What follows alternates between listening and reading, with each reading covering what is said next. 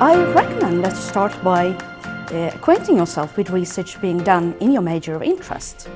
So, first of all, have a look at our web pages. Check out what research groups exist, and also look at what topics our professors and our other faculty members have written on. Then think about if this is a good match with your own research interests. Do you feel you could contribute to our research? And if so, how?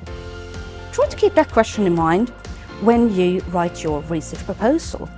That will also help us to evaluate if we can offer you high-quality PhD supervision. In the subject of management and organisation, research is, broadly speaking, conducted within 3 different research groups: Responsible Organising, Strategic and Entrepreneurial Praxis, and Leading People for Growth and Well-being. And on our web pages, you will find more information about each of these.